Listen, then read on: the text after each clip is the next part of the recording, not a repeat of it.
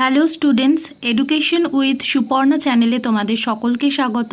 আজকের আমি কল্যাণী ইউনিভার্সিটির education honours first semester course code EDCH CCT1 অর্থাৎ CC1 philosophical foundation of education এই পেপারটার আমি শর্ট কোয়েশ্চেন আনসার তোমাদের সাথে শেয়ার করব। তো চলো প্রশ্ন উত্তরগুলো দেখতে থাকো। 2 মার্কসের প্রথম প্রশ্ন হচ্ছে বৌদ্ধ দর্শনে 4টি আর্য সত্য কী কী? বৌদ্ধ দর্শনে 4টি আর্য সত্য হলো দুঃখ আছে, দুঃখের কারণ আছে, দুঃখ নিরোধ সম্ভব, দুঃখ নিবৃত্তির উপায় আছে। বৌদ্ধ দর্শনে অষ্টাঙ্গিক মার্গ কী কী? দুঃখের নিবৃত্তির উপায় আছে, অর্থাৎ নির্বাণের পক্ষে পথ রয়েছে। এই পথকে অষ্টাঙ্গিক মার্গ বলা হয়। অষ্টাঙ্গিক মার্গগুলো হলো সম্যক দৃষ্টি, সম্যক সংকল্প, সম্যক বাক, সম্যক কর্মান্ত, সম্যক আজীব, সম্যক ব্যায়াম, সম্যক স্মৃতি, সম্যক সমাধি।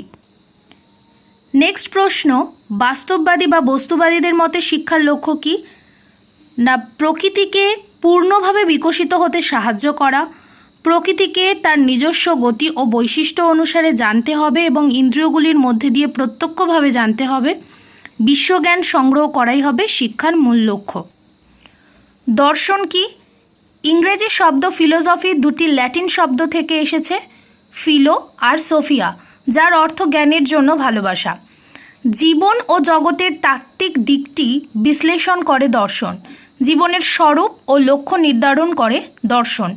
ভারতীয় ভাষায় দর্শনের আক্ষরিক অর্থ হল দৃশ যোগ অন, অর্থাৎ বিষয় বা বস্তুটি শুধু ইন্দ্রিয় মন সহযোগে জানা নয়, তাকে অন্তর্দৃষ্টি মনন ও ধ্যান যোগে জেনে একটি বিশেষ উপলব্ধির স্তরে উন্নীত করা। 5 নম্বর প্রশ্ন, শিক্ষার লক্ষ্য পরিবর্তনশীল কেন?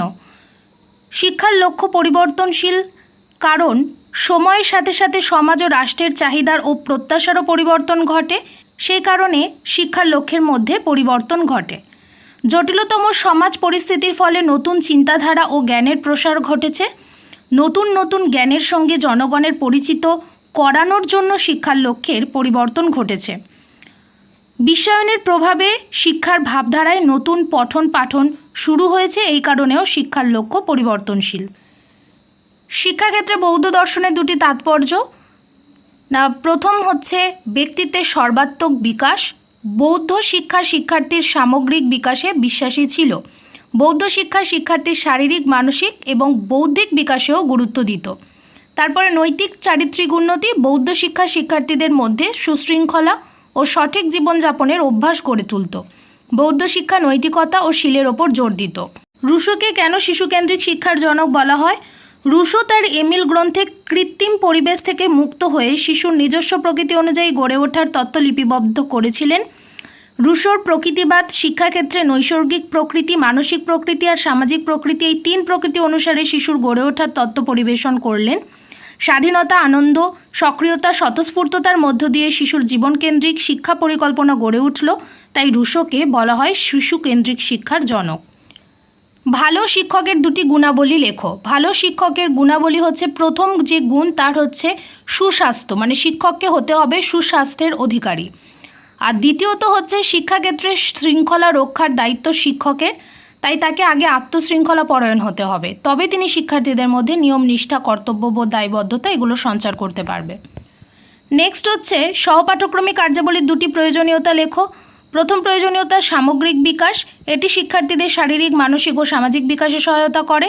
আর সামাজিকীকরণ, সহপাঠক্রমিক কার্যাবলী শিক্ষার্থীদের একে অপরের সাথে মিশে সামাজিক সম্পর্ক তৈরি করতে এবং একে অপরের প্রতি শ্রদ্ধাবোধ বাড়াতে সাহায্য করে। লাস্ট প্রশ্ন, শিক্ষার 4টি উপাদান কী কী? শিক্ষার 4টি উপাদান হলো শিক্ষক, শিক্ষার্থী, পাঠ্যক্রম এবং বিদ্যালয় বা পরিবেশ। তো স্টুডেন্টস, আমি তোমাদের সাথে 10টা প্রশ্ন উত্তর শেয়ার করলাম, তোমরা এগুলো খাতায় লিখে নাও। আমি প্রথম একটা কল্যাণী ইউনিভার্সিটির ফার্স্ট সেমিস্টারদের CC1 পেপারের আমি 5 নম্বরের প্রশ্ন এবং উত্তর আমি শেয়ার করেছি। আজকের আমি 2 নম্বরের প্রশ্ন উত্তর তোমাদের সাথে শেয়ার করছি। তো নেক্সট আরও অনেক ভিডিও তোমাদের সুবিধার জন্য আমি দেব। ধন্যবাদ।